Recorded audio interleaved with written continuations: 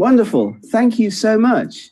And welcome everybody to our next webinar, the next in our series of TopEdit training webinars to help you be more effective in your writing and publishing. I hope you can all hear me. I'm broadcasting this webinar today from a farm. I'm on a farm in Hungary. So if you hear some chickens in the background, my apologies. That's because I'm sitting here on a farm. We're going to talk today about peer review for the second in a series of presentations about this important academic topic, the cornerstone, the most important aspect really of academic publishing after a paper gets written. If you missed our webinar 2 weeks ago and you'd like to get access to that recording, we can help you. Get in touch with our team. We will provide you with a recording of the previous webinar in this series. This one is called Peer Review Secrets, how you can perform effectively peer review to enhance your career as an academic. So let's get started. Let's talk about peer review. And don't forget, if you have questions or comments as we go through the material today, please write them into the chat box. There will be plenty of time at the end of the session to answer all of your questions and come back to you on all of your comments. If you have comments about our presentation today. This is me. My name is Gareth Dyke. I'm an academic, published many papers in my career, more than 280. I've worked in Ireland, in the UK, so my English sounds quite Irish if you listen to the way that I speak, as well as publishing my own work and now working running training courses for our company, TopEdit. I'm also working as an editor for journals, so managing every day the peer review process. I hope that in this presentation, we can give you some insights, some tricks, some tips that you can use in your career to be more effective as an academic, as a researcher. So you're probably thinking, why listen? Why should I listen to this English guy shouting for the next 45 minutes or so? Well, we are going to discuss two things in this presentation. We're going to talk about understanding peer review as an author. We're going to talk about some basics. We're going to recap some information so that you can understand the process better, so that you can be more effective and enhance your success when submitting papers to journals. Some key things to know about as a researcher. And then we're going to start talking, secondly, in this presentation about how you can perform peer review. If you're asked by a journal editor, how to do peer review, what you can do, how you can manage the process, the experience of doing peer review in order to enhance your career, not just working on commenting on other people's work, but actually getting something valuable out of the experience as an author, as a researcher. The whole thing, the whole reason that we provide these training presentations is to help you get better and enhance your career, be as effective as you can be. Now, you may have not heard the first presentation in our peer review series, but this is a sequel, just like the second movie, Pirates of the Caribbean, whatever. Like, sequels are often better than the first webinar. Sometimes they're worse, but nevertheless, let's see how we get on with this presentation today. We are taking you through the academic cycle as researchers, helping you to understand how we go from an idea to funding, to collecting data, to selecting journals, paper writing, which is, of course, our main area of expertise at our company, helping people to be effective when they write in English, the submission stage, and then, of course, peer review and publication, which is what we're talking about in this presentation today. Don't forget that we can help you make your articles much more effective in English. If you would like to have a look at some of the editing and other training services that we provide, then please, I encourage you to get in touch with somebody from our team at the end of this presentation. But peer review as the cornerstone, the basis for academic publishing, is critical to journal quality. It's how we know as academics that the journals we are using have good reputations. It's so important to think about peer review, what it is. Many academics, especially young researchers, do not know enough about the peer review process when they start to submit articles to journals. So we will talk now a little bit about the basics of peer review, what this process is, and the different kinds of peer review that journals use. As this process is used to judge the quality of academic papers submitted for publication in scholarly journals. It's so important. You should be using journals that use peer review. If your journal does not use peer review as a way of evaluating the content that it publishes, it will not be listed in an SSI database. It will not be having a decent impact factor, or indeed any impact factor at all. As academics, we consider the peer review process to tell us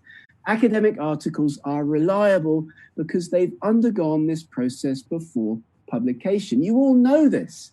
Everybody's aware of the basics of the peer review process. How can we use this process to enhance our publishing potential, to do better as academics, and to get our papers published more effectively and faster in decent academic journals? Very important to think about this process. Now, you need to know, as authors, about the different kinds of peer review that academic journals use. Are your journals completely open? Do they use a single-blind review process, or do they use what we call a double-blind review process? So we think about when we submit articles to journals, what happens next?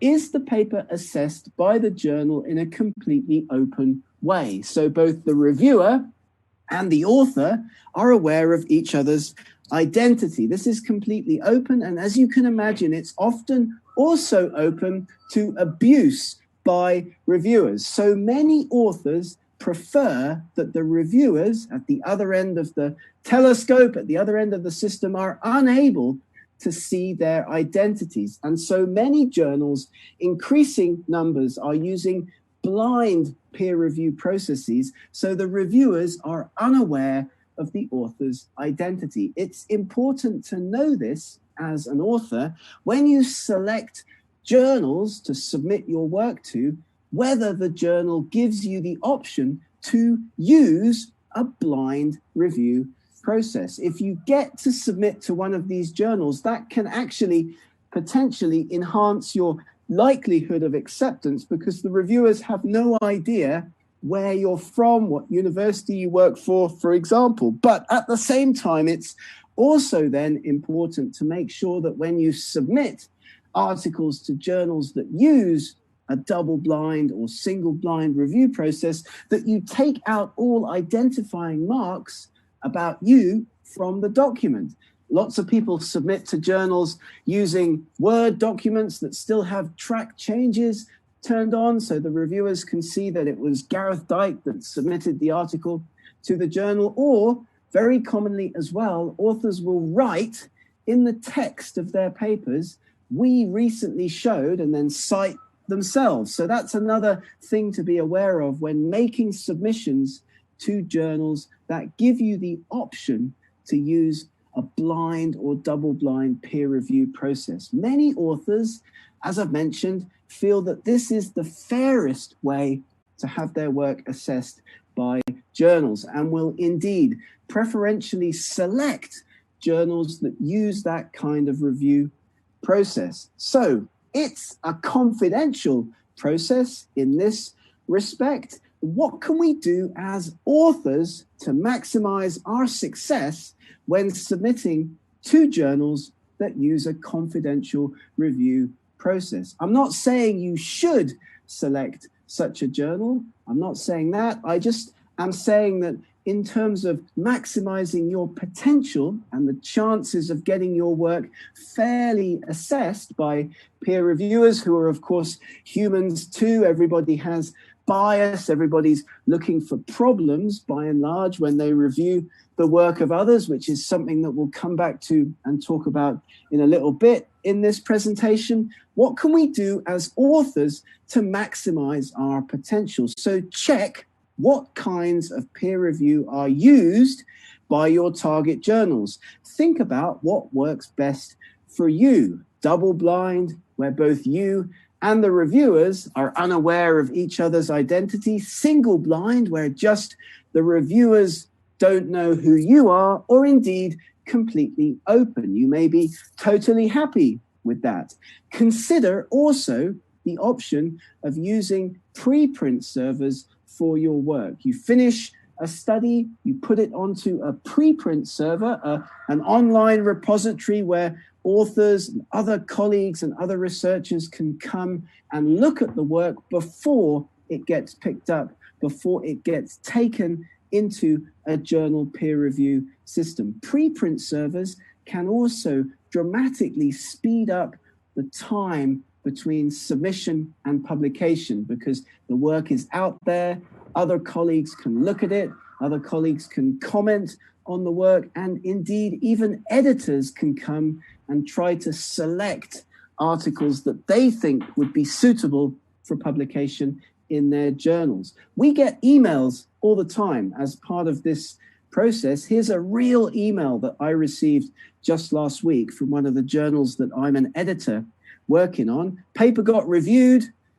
The reviewer gave some negative comments about this particular author's work. We received this email. Who reviewed my paper? I need to know. The comments I received are extremely unfair and just plain wrong. Who wrote this about my work? Please write me immediately. Reviewers also want often to hide their identities from authors for obvious reasons. Sometimes these reasons are nasty reasons. They want to make sure that a particular paper doesn't get published, but that's something that you can talk to an editor about. We'll come back and we'll talk about that in a minute, but reviewers hide their identities too. Journals may want this.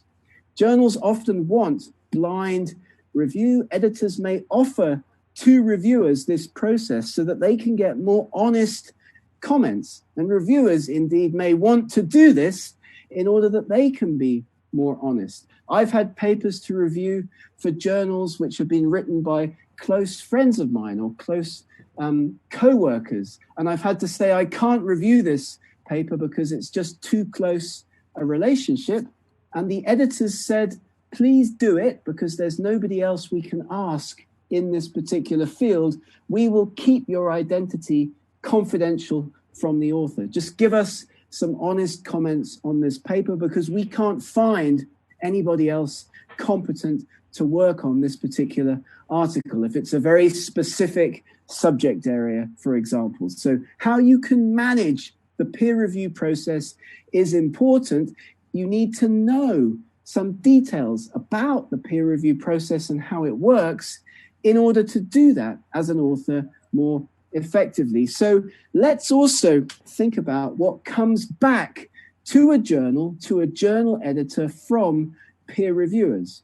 They get comments back not directed to the authors. Editors at journals get comments back on papers that are often quite a lot more substantial than the comments that you would eventually get to see as an author. Reviewers very often make comments directly to the editor that you will never know about. This is also important to know. The comments that come back to you as an author in that email from the journal with a decision on your most recent piece of research will be small in comparison to the length of the comments that went back to the editor. And often journals ask reviewers quite specific questions about articles that they get for review, grading them, marking them on a scale, for example, or putting comments specific to the editor that you as the author would never get to see. So this is also very important to keep in mind as we start to think about how you can respond to the comments that you get as an author on your own research papers. I also want to emphasize that it's very, very important to always keep in mind that peer reviewers, as you do, as I do, when somebody gives us a piece of work to comment on that's been written by somebody else,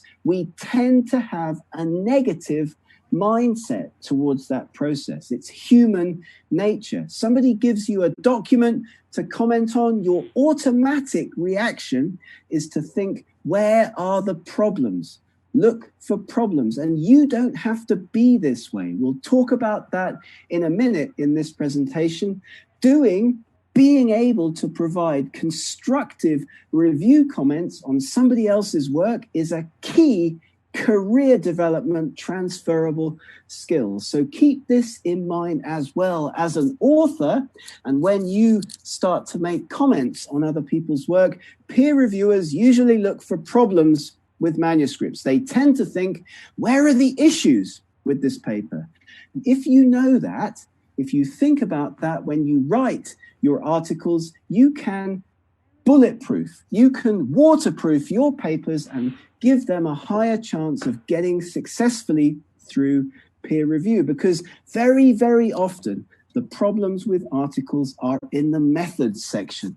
This is the number one place that reviewers and editors look at and find problems with, the methods section. Have you given enough information for somebody else to repeat the study? Have you shown your study to other colleagues, other authors in your field, and asked them before submission, can you understand the work that I've done? Are there any problems with this methods section? So important to do this. Get your work much more successfully steered through the peer review process. And this is what it's all about, isn't it? Getting ahead of the competition, getting one step ahead of the competition and being a successful publishing academic. How are you selecting peer reviewers? Are you even doing this? Because if you're not, when you submit your work to international journals, you should be providing the editor with suggestions for peer reviewers, either on the online submission system or in your covering letter, or both.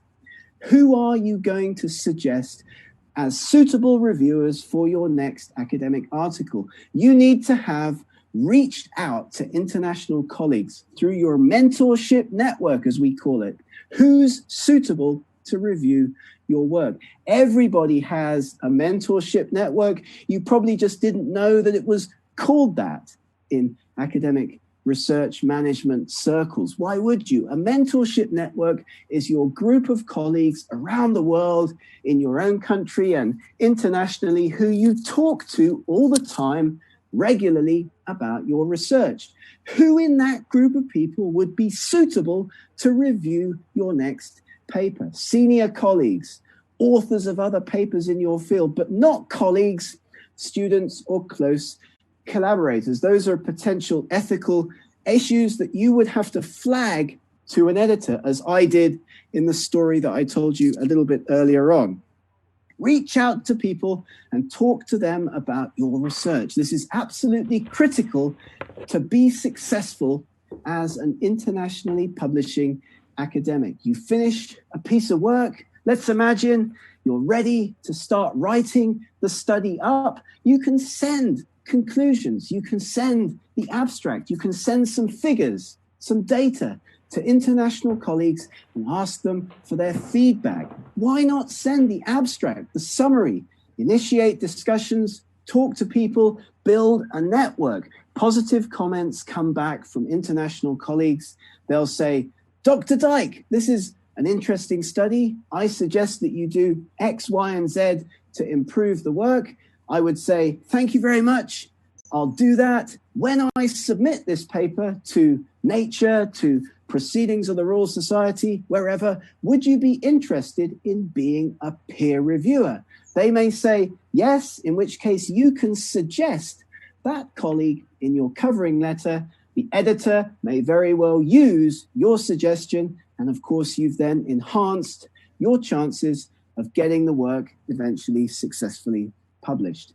Let's also talk about what decisions that come back from journals actually mean, because not a lot of people think in too much detail about this. Of course, a journal, once your paper has been peer reviewed, will make one of 4 possible decisions. It's obvious: reject, accept, minor revisions, or major changes required. Let's think about what these mean, because of course, if your paper has been sent out for peer review, then it's unlikely to get initially accepted after first round review, or indeed rejected.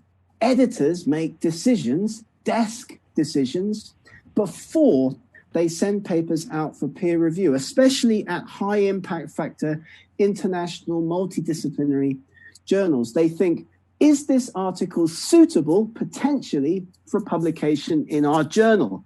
And then they send it out for peer review. So you are far more likely to get back minor comments or major comments on your work. These bottom 2 are the most common after peer review, but what do they actually mean? What do these different decisions actually mean? If you get minor comments, and read very carefully your emails that come back, the messages that come back from journals, because there's a big difference in what will happen next to your article if you get minor comments versus major comments based on your articles. Major revisions, serious issues with the article that require significant changes or reanalyses, will almost certainly be re-reviewed. It's almost certain that your article will go back to the same reviewers, or at least they'll be given the chance to look at the paper again. So this comment, major revisions, serious issues, it's a different approach when responding to the comments that you get back from the journal, as opposed to minor revisions, which almost certainly means that the reviewers will not see it again. An editor is then going to make a decision about your article without sending it back again to the reviewers. So likely will not require a second review. How we respond to these comments is critical. The most important thing to do when responding to review comments from a journal is to show that you're taking the process seriously. Make a response document that interleaves your review comments with your own responses. Comment, response, comment, response. Thank you very much, and keep your responses sensible and polite. We talked about this in our webinar 2 weeks ago, but I want to reiterate, because this is the key to being successful when responding to review comments. Do all of them. Provide the editor with a comprehensive document that shows the editor you've taken this process seriously. We get lots and lots of emails from authors that say, I've done everything you asked. Thank you for the comments. Everything's been changed. It doesn't tell us as editors what the author has actually done. We have to go into the article, we have to open the Word document, we have to look at the review comments, we have to go in and do quite a lot of work to understand what the authors have actually done. And that's bad. You don't want to be making your editors, your peer reviewers, to do too much extra work. Give it all to the editor in the response document and be sensible and be polite. Do all the comments, even the small ones. Thank you very much for the wonderful comment. Thank you very much for this insightful comment.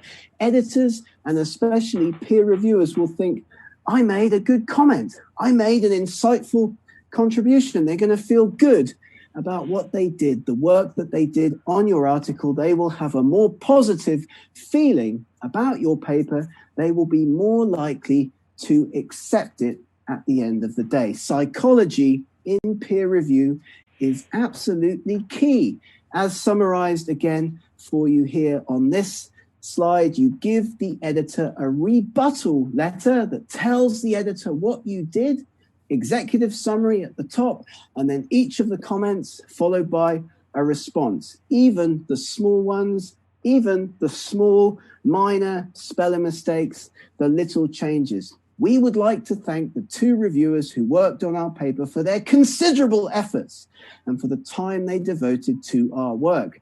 If I'm a peer reviewer and I see that, I think I did spend a considerable time on this paper. I did devote quite a lot of time to this work of peer reviewing. Thank you very much, author, for accepting that, for realizing that. Here's another one. We would like to thank reviewer 1 for this insightful and accurate comment.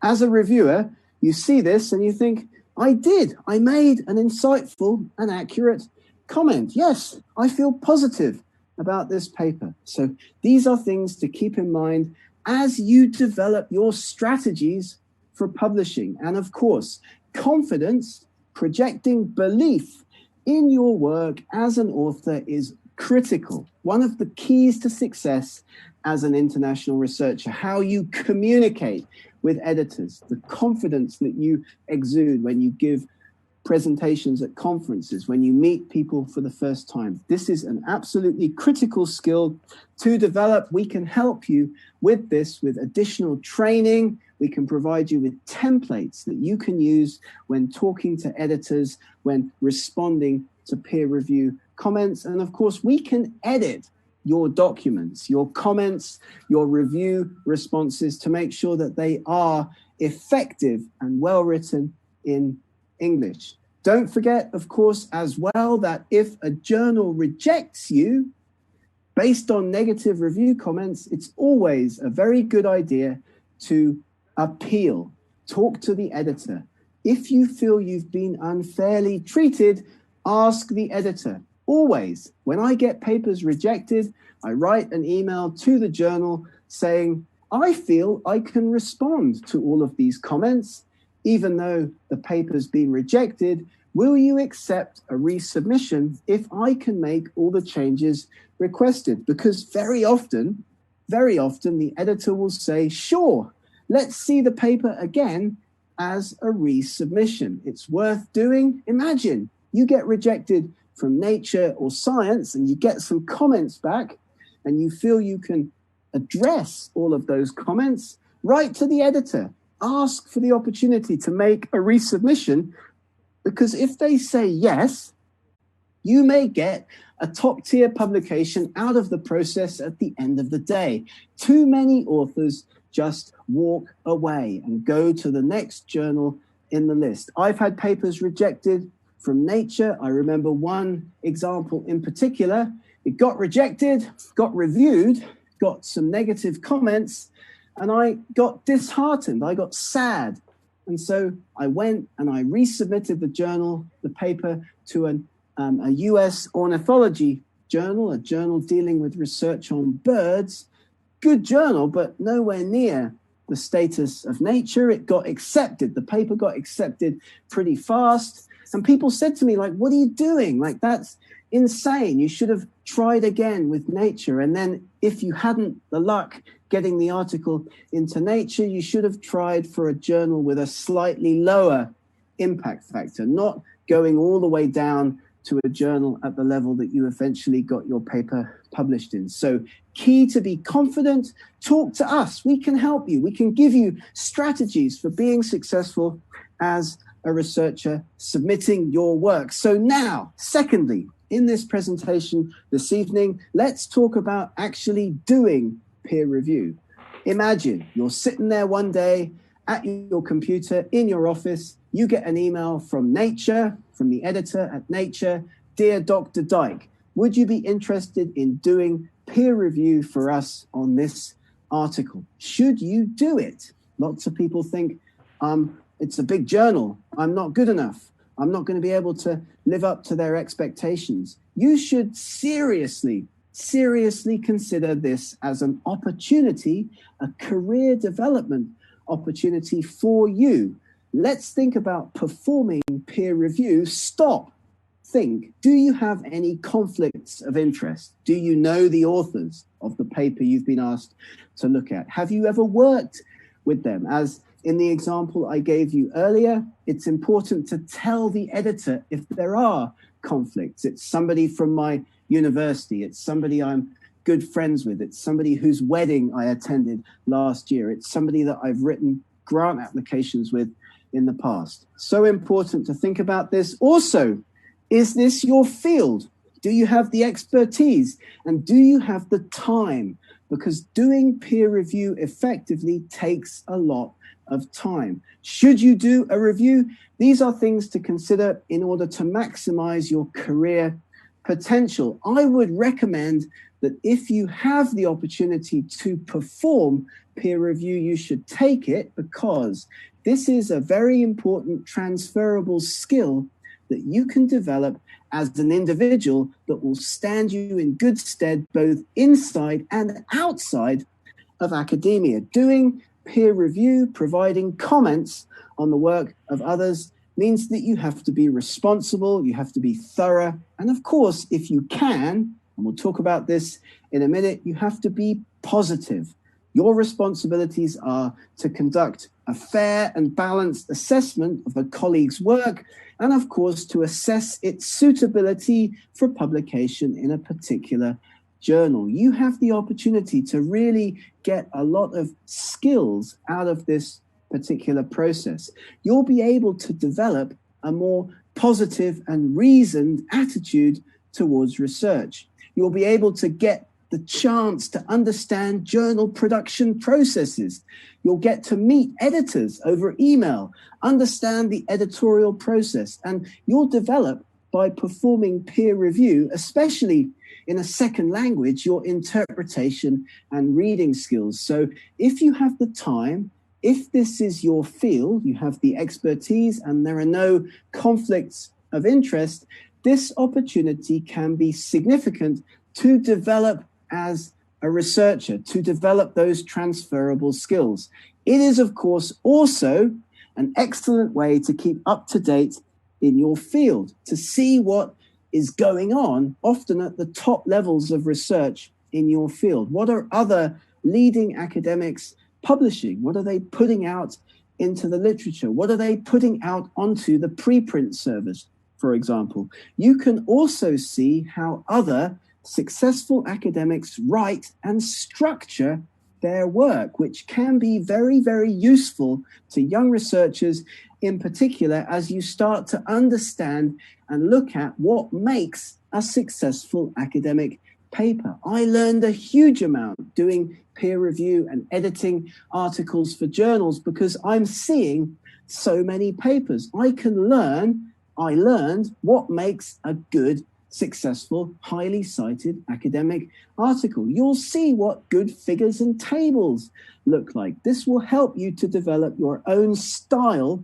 as an author. So the advantages of doing peer review can be substantial as you develop your career, but it's important to think about this as a positive responsibility. What can you expect to gain from the process? Of course, access to literature, critical experience, and perhaps most importantly, access to editors. Imagine the editor of science in your field gets in touch with you and asks you to review a paper.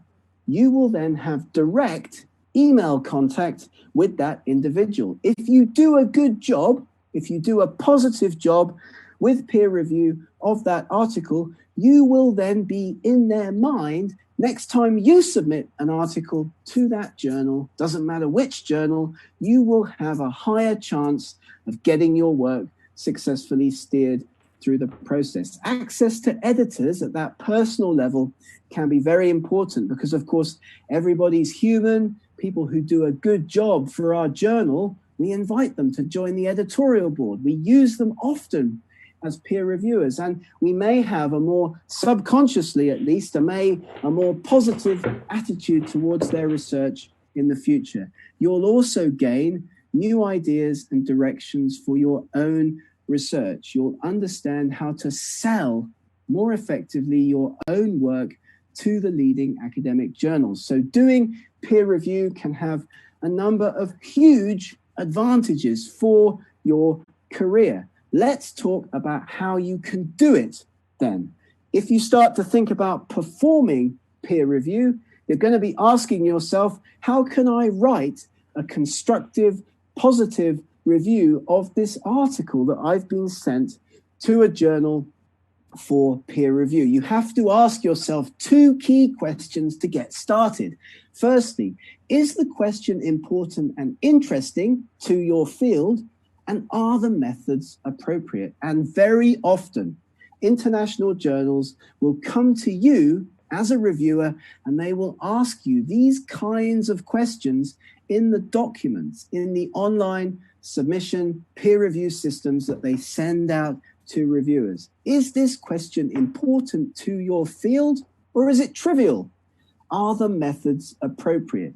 And remember, we talked already about the methods section being the main area of articles in which reviewers have issues very often. So these are questions that we ask, that journals ask reviewers when sending papers to them for peer review.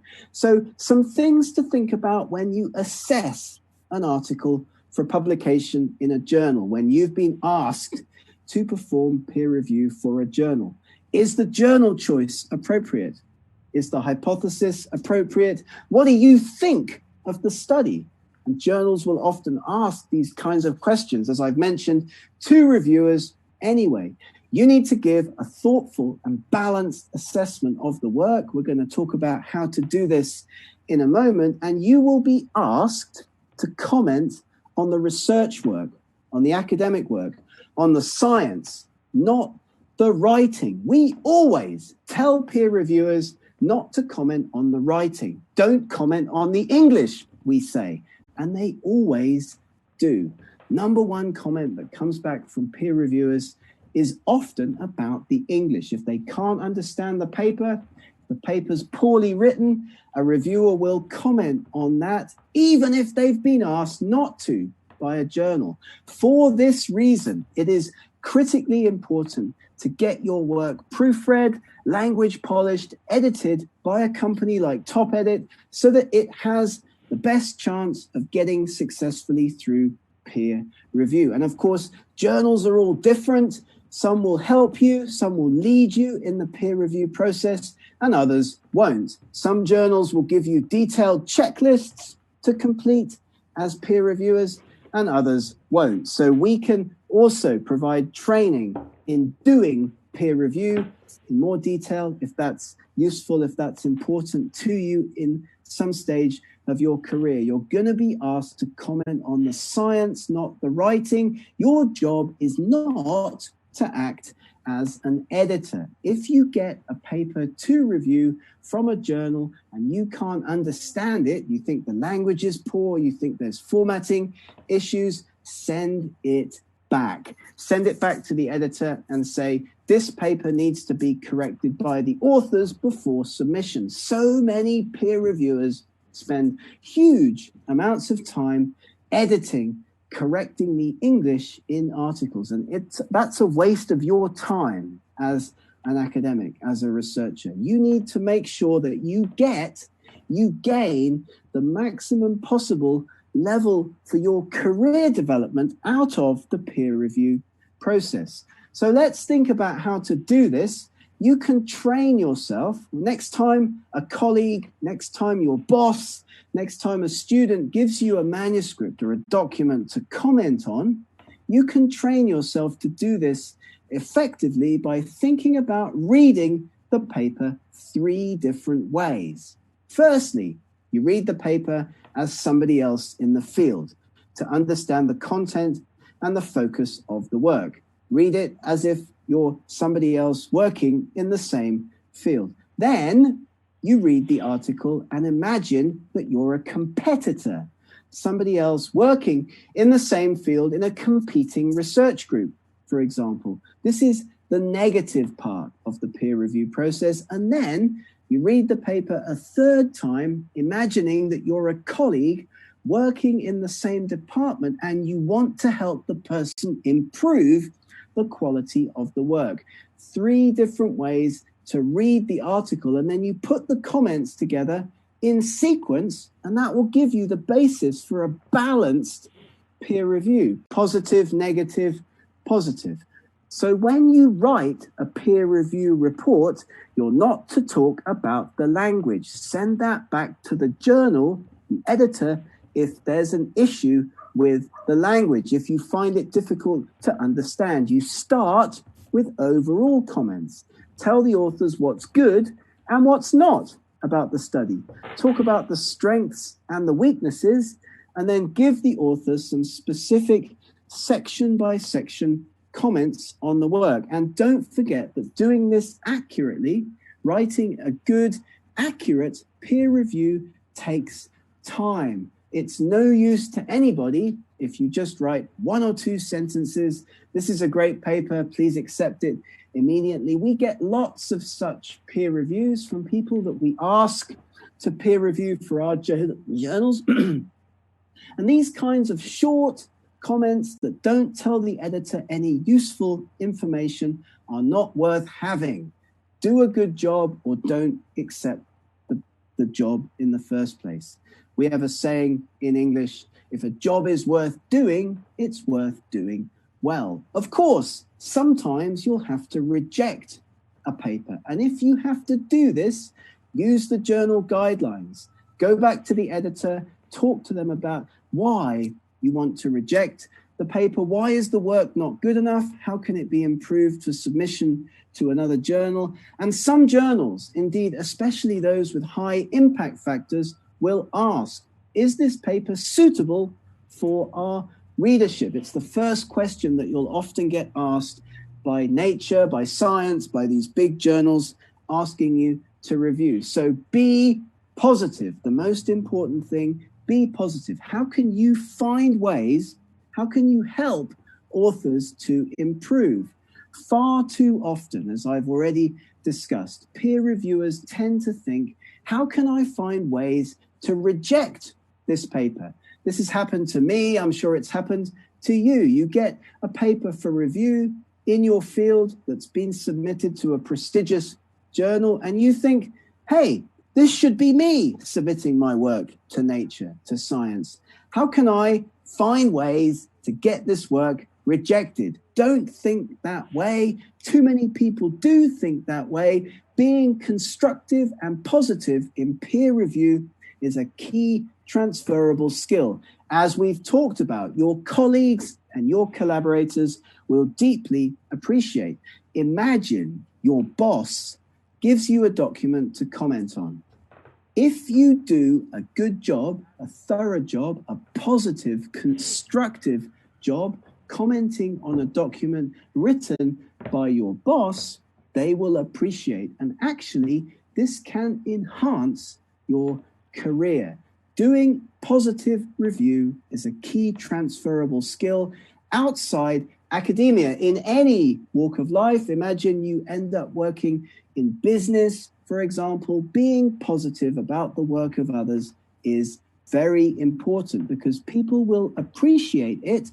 They will view you as a positive, valuable colleague, somebody to whom they can go to for constructive feedback. So this is what we've discussed in our presentation this evening. We have talked, first of all, about understanding peer review as an author, and I've recapped a number of aspects of the nuts and bolts, the basics of the peer review process that you need to know about as an author to enhance the potential of your papers, their chances of getting successfully published in journals. If you know about the details of peer review, how it works, how you can maximize that for your publication success. And then secondly, Secondly, we've talked about how you can perform peer review effectively. Things to think about if you get asked, when you get asked by an international journal to perform peer review, how you can do it to maximize your potential as a researcher. Thank you so much for listening. My name is Gareth Dyke. Our company is TopEdit. Our training program, Top Training. We now have the opportunity to answer your questions, interact with us, talk to us, send us comments, talk to us about your recent experiences with peer review, and we will once again